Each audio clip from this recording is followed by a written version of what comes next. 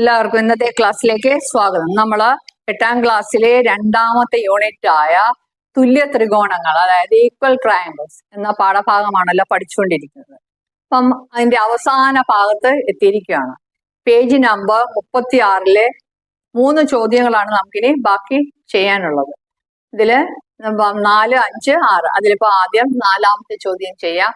ചോദ്യം വായിക്കാം. ചുവടെ കാണിച്ചിരിക്കുന്ന 2 ത്രികോണങ്ങളുടെയും പരപ്പളവ് കാണും.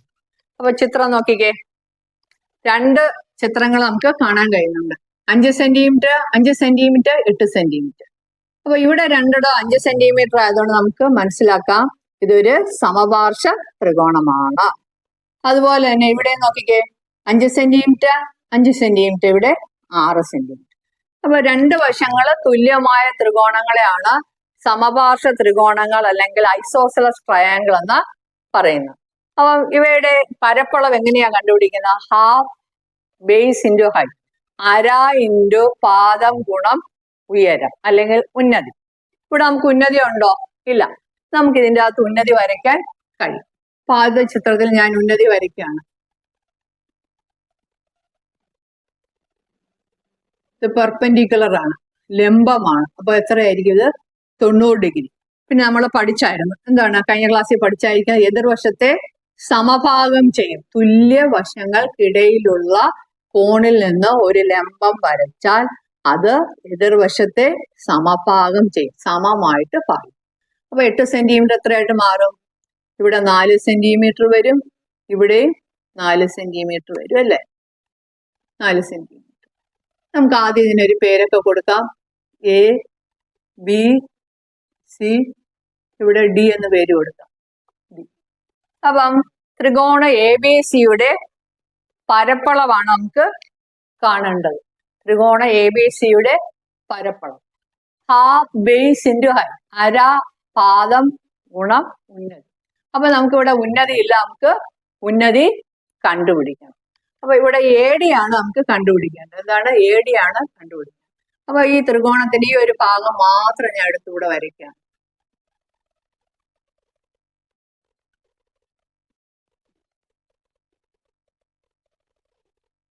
ഇവിടെ 4 സെന്റിമീറ്റർ, ഇവിടെ 5 സെന്റിമീറ്റർ. മട്ട ത്രികോണം. മട്ട ത്രികോണം ആയതുകൊണ്ട് നമുക്കിവിടെ പൈതഗോറസ് സിദ്ധാന്തം ഉപയോഗിക്കാം. എന്താണ് പൈതഗോറസ് സിദ്ധാന്തം? കർണം സ്ക്വയർ സമം പാദം സ്ക്വയർ പ്ലസ് ലംബം സ്ക്വയർ. അപ്പൊ ഈ ലംബത്തിന്റെ ഉയരം നമുക്ക് കിട്ടും. അപ്പൊ അങ്ങനെ വരുമ്പോൾ കർണം എത്ര? 5, പാദം എത്ര? 4. 5 സ്ക്വയർ മൈനസ് 4 സ്ക്വയർ. അപ്പൊ നമുക്ക് എത്ര കിട്ടും? അങ്ങനെ നമുക്ക് ഉന്നതി അല്ലെങ്കിൽ ഉയരം കണ്ടുപിടിക്കാം. ഉന്നതി കണ്ടുപിടിക്കാം. നമുക്ക് ഇതിൻ്റെ അകത്തുള്ള പേര് തന്നെ കൊടുക്കാം. എ, ഇവിടെ ബി, ഇവിടെ ഡി. അപ്പൊ കർണം സ്ക്വയർ എന്ന് പറയുമ്പോൾ എ ബി സ്ക്വയർ.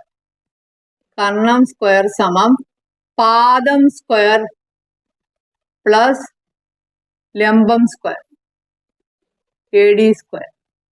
5 സ്ക്വയർ സമം ബി ഡി എത്ര? 4 square plus A D square. 5 square എത്ര വരും? 5 5 25. 25 സമം 16 പ്ലസ് എ ഡി സ്ക്വയർ. അപ്പൊ നമുക്ക് എന്ത് കിട്ടും? എ ഡി സ്ക്വയർ സമം 25-ന്ന് 16 കുറയ്ക്കുക. അപ്പൊ എത്ര കിട്ടും? 9 കിട്ടും. എത്ര കിട്ടും? 9 കിട്ടും. അപ്പൊ എ ഡി എത്ര?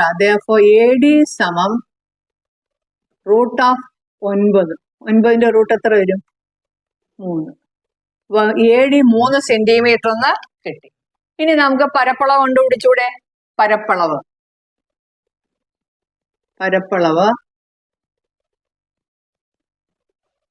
അര ഇൻറ്റു പാദം ഗുണം ഉന്നതി. പാദം എത്ര? മൊത്തം എടുക്കണം, 8 സെന്റിമീറ്റർ എടുക്കണം. 8 ഇൻറ്റു ഉന്നതി എത്ര? 3. ഇവിടെ 2ഉം 8ഉം 4 പ്രാവശ്യം കൂടും. 4 3 12. അപ്പൊ പരപ്പളവ് 12 ചതുരശ്ര സെന്റിമീറ്റർ കിട്ടും. 12 സെന്റിമീറ്റർ ചതുരശ്ര സെന്റിമീറ്റർ. ഇനി രണ്ടാമത്തെ ചിത്രത്തിലോട്ട് നോക്കിക്കേ. ഇവിടെ ഇതുപോലെ തന്നെയാണ്. ഞാൻ ഇവിടെ ഒരു ലംബം വരയ്ക്കുന്നു.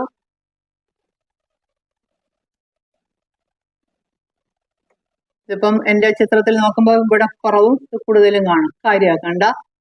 അപ്പൊ ഇവിടെ 3 സെന്റിമീറ്റർ വീതം, 3 സെന്റിമീറ്റർ 3 സെന്റിമീറ്റർ. ആ ചിത്രം ഞാൻ ഇങ്ങോട്ട് എടുത്ത് വരയ്ക്കുകയാണ്. 5, ഇവിടെ 3 സെന്റിമീറ്റർ, ഇവിടെ എത്രയാന്ന് നമുക്ക് കണ്ടുപിടിക്കണം. ഇവിടെ ഞാൻ അതേ പേര് തന്നെ അല്ലെ പി ക്യു ആർ കൊടുക്കാം. പി ക്യു ആർ, ഇവിടെ എസ്, പി ക്യു എസ്. ഇവിടെയും പൈതഗോറസ് സിദ്ധാന്തം ഉപയോഗിക്കാം. അപ്പം പി എ സ്ക്വയർ അല്ല, കർണം സ്ക്വയർ വരുമ്പോ പി ക്യു അല്ലേ. അപ്പൊ പി ക്യു സ്ക്വയർ സമം Q A square plus P A square. 5 square സമം 3 square plus P A square. 5ന്റെ സ്ക്വയർ എത്ര? 25 സമം 9 പ്ലസ് പി എ സ്ക്വയർ. അപ്പൊ പി എ സ്ക്വയർ എത്ര? 25ന്ന് 9 കുറയ്ക്കുക. ഇപ്പൊ എത്ര വരും? 16 വരും. എത്ര വരും? 16. ഇപ്പൊ പി എസ് ആണ് എന്ത് ചെയ്താൽ മതി? ഇതിന്റെ റൂട്ട് എടുത്താൽ മതി. 4 16. അപ്പൊ 4 എന്റെ ആൻസർ. P S 4 centimetre. ഇനി നമുക്ക് പരപ്പളവ് കണ്ടുപിടിച്ചൂടെ? പരപ്പളവ് ഹാഫ് ഇൻറ്റു പാദം. പാദം എത്ര?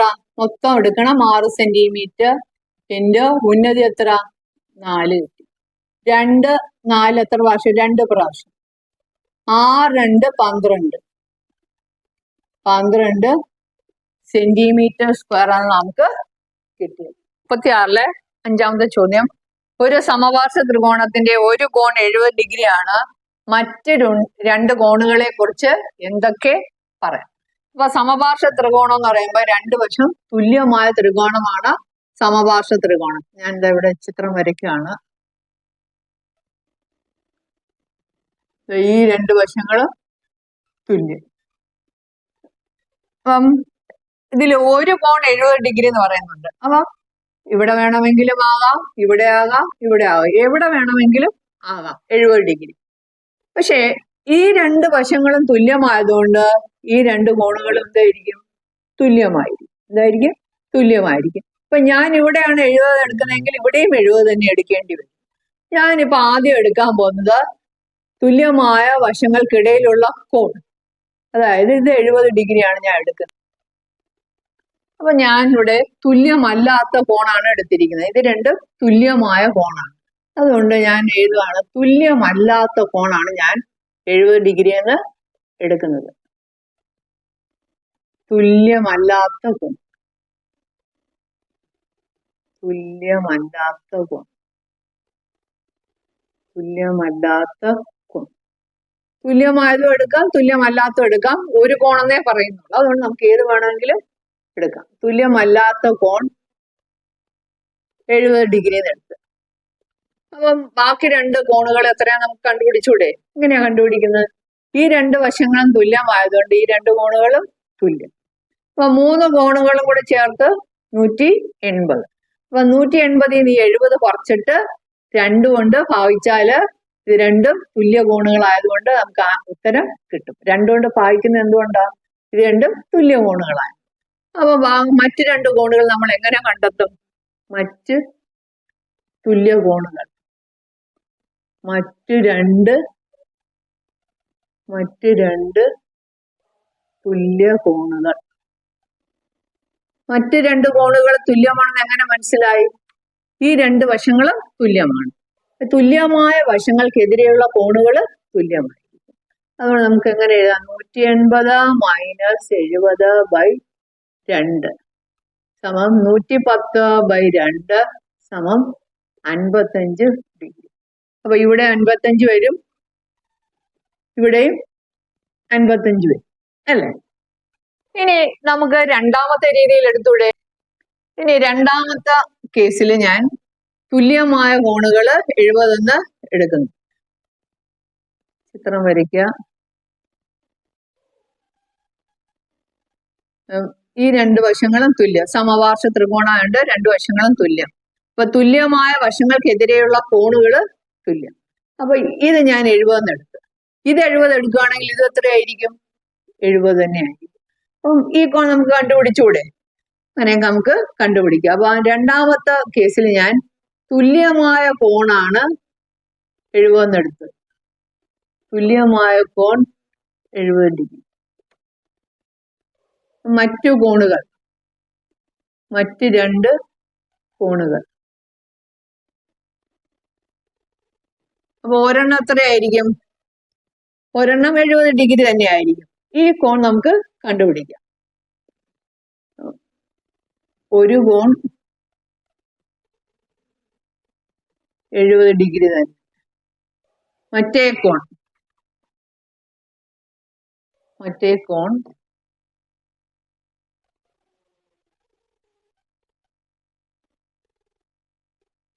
180 മൈനസ് 70, 70 കൂട്ടുക. 70 പ്ലസ് 70 എത്ര വരും? 180 മൈനസ് 140. 180 മൈനസ് 140 സമം 40 ഡിഗ്രി എന്ന് കിട്ടും. അപ്പൊ ഇത് എത്ര കിട്ടും? 40 ഡിഗ്രി എന്ന് കിട്ടും. അപ്പൊ തുല്യമായ കോണുകളും എടുത്ത് തുല്യമല്ലാത്ത കോണുകളും എടുത്ത്. ഇതാണ് നമുക്ക് മറ്റ് രണ്ട് കോണുകളെ കുറിച്ച് പറയാനുള്ള കാര്യങ്ങൾ.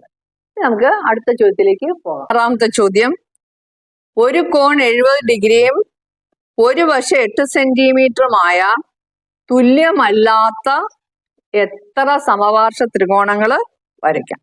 ഇതാണ് നമ്മുടെ ചോദ്യം. തുല്യമല്ലാത്ത എത്ര സമപാർശ്വ ത്രികോണങ്ങൾ വരയ്ക്കാം? ഞാൻ ഒരു സമപാർശ്വ ത്രികോണം വരയ്ക്കുന്നു.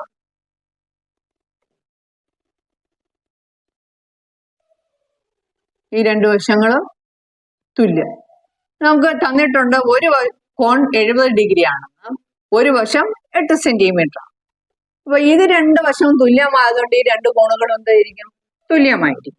അപ്പൊ ഈ തുല്യമായ കോൺ തുല്യമല്ലാത്ത ഒരു കോൺ ഞാൻ 70 ഡിഗ്രി എന്ന് എടുക്കുന്നു. ഇതാണ് തുല്യമല്ലാത്ത കോൺ 70 ഡിഗ്രി എന്ന് എടുക്കുന്നു. ഇതിനെതിരെയുള്ള വശം ഞാൻ 8 സെന്റിമീറ്റർ എന്ന് എടുക്കുന്നു. അപ്പൊ ഇങ്ങനെ നമുക്ക് ഒരു സമപാർശ്വ ത്രികോണം വരയ്ക്കാം. 8 സെന്റിമീറ്റർ നീളത്തില് ഇവിടുത്തെ കോൺ 70 ഡിഗ്രിയുമായിട്ട് ഒരു സമപാർശ്വ ത്രികോണം വരയ്ക്കാം. ഇനി മറ്റൊരു രീതി, എത്ര രീതിയിൽ വരയ്ക്കാമെന്നാണ് ചോദിച്ചിരിക്കുന്നത്. സമപാർശ്വ ത്രികോണം ഞാൻ തുല്യമല്ലാത്ത കോണാണ് എടുത്തത്. ഇനി ഈ രണ്ട് കോണുകളും ഈ രണ്ട് വശങ്ങളും തുല്യമാണ്. ഈ രണ്ട് കോണുകൾ എന്താണ്? തുല്യമായി. അപ്പൊ തുല്യമായ ഒരു കോൺ 70 ഡിഗ്രി എന്ന് എടുക്കുന്നു. എന്താണ്? തുല്യമായ കോൺ 70 ഡിഗ്രി. ഇവിടെ 70 ആകുമ്പോൾ ഇവിടെ എത്രയായിരിക്കും? 70 ഡിഗ്രി. ഇവിടെ ഞാൻ 8 സെന്റിമീറ്റർ ഇവിടെ എടുത്ത തുല്യമല്ലാത്ത കോണിന്റെ എതിർവശം. ഇനിയിപ്പൊ ഞാൻ തുല്യമായ വശത്തിന് 8 സെന്റിമീറ്റർ എടുക്കുകയാണെങ്കിൽ ഇവിടെ ഞാൻ 8 സെന്റിമീറ്റർ എടുക്കുകയാണെങ്കിൽ ഇപ്പുറവും എത്രയായിരിക്കും? 8 സെന്റിമീറ്റർ ആയിരിക്കും. കണ്ടോ? ഈ രീതിയിൽ നമുക്ക് ഒരു സമപാർശ്വ ത്രികോണം വരയ്ക്കാം. ഇനി അടുത്ത രീതി,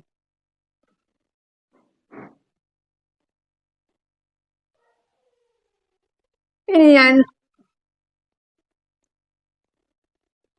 ഇവിടെ 70 എടുക്കുന്നു. ഈ രണ്ട് വശങ്ങളും തുല്യം, രണ്ട് വശങ്ങളും തുല്യം. ഇവിടെ 70 എടുത്തു. ഇനി 70-ന് എതിരെയുള്ള നമ്മൾ വരച്ചു കഴിഞ്ഞു അല്ലെ? 8 സെന്റിമീറ്റർ 8 സെന്റിമീറ്റർ വരച്ചു കഴിഞ്ഞു. ഇവിടെയും എടുത്തു കഴിഞ്ഞു. ഇനി ഇവിടെ 70 എടുത്തിട്ട് ഈ രണ്ട് വശങ്ങളും തുല്യമായിട്ട് ഞാൻ കൊടുക്കുകയാണ്. 8 സെന്റിമീറ്റർ 8 സെന്റിമീറ്റർ ഉണ്ടോ? അപ്പം ഇവിടെ ഈ രണ്ട് വശങ്ങളും തുല്യമായതുകൊണ്ട് ഇവിടെ 8 ആണെങ്കിൽ ഇവിടെ 8. പക്ഷെ ഇവിടെ ഞാൻ എടുത്തിരിക്കുന്ന താഴത്തെ രണ്ട് തുല്യ കോണുകൾ. അപ്പം ഈ രണ്ട് വശങ്ങളും തുല്യം. ആ രീതിയിൽ എടുത്തത്. ഇപ്പം മൂന്നാമത്തെ രീതിയിലാണ് ഞാൻ എടുത്തിരിക്കുന്നത്. മനസ്സിലായോ? ഇനി നാലാമത്തെ രീതി നോക്കിക്കേ. നോക്കി ഇങ്ങനെയും വരയ്ക്കാം. ഈ രണ്ട് വശങ്ങളും തുല്യം. അപ്പൊ ഞാനിവിടെ ഏതെല്ലാം രീതിയിൽ എടുത്ത് നോക്കുന്നത്? തുല്യമല്ലാത്ത കോൺ, തുല്യമല്ലാത്ത കോൺ, ഇവിടെ തുല്യമായ 2 കോൺ. അതുപോലെ ഞാൻ ഇവിടെ തുല്യമായ കോൺ എടുക്കുവാണ്.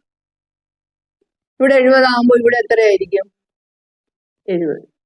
അപ്പം ഇവിടെ 8 സെന്റിമീറ്റർ എടുക്കുകയാണ്. നോക്കിക്കേ, താഴെ 8 സെന്റിമീറ്റർ എടുക്കുകയാണ്. ഇവിടെ 70 വന്നപ്പോൾ ഞാൻ ഈ 2 വശങ്ങളും തുല്യ വശങ്ങളല്ലേ, അവിടെ 8 സെന്റിമീറ്റർ എടുത്തു. ഇവിടെ തുല്യമല്ലാത്ത വശത്തിന് 8 സെന്റിമീറ്റർ എടുത്തു. അങ്ങനെ നമുക്ക് 4 രീതിയിൽ വരയ്ക്കാൻ കഴിയും. നോക്കിക്കേ, 70 ഡിഗ്രി, അതിനെതിരെയുള്ള വശം, തുല്യമല്ലാത്ത വശം 8 സെന്റിമീറ്റർ എടുത്തു. ഇവിടെ തുല്യമായ 2 കോണുകൾ എടുത്തു. തുല്യമായ കോണുകൾ 70 ഡിഗ്രി. അതുകൊണ്ട് തുല്യമായ വശങ്ങൾ 8 എടുത്ത് വരച്ചു. ഇവിടെ മൂന്നാമത്തെ രീതിയിൽ തുല്യമായ കോണുകൾ, തുല്യമായ വശങ്ങൾ 8 കൊടുക്കുകയും തുല്യമല്ലാത്ത കോൺ 70 ഡിഗ്രി എടുത്ത് വരയ്ക്കുകയും ചെയ്തു.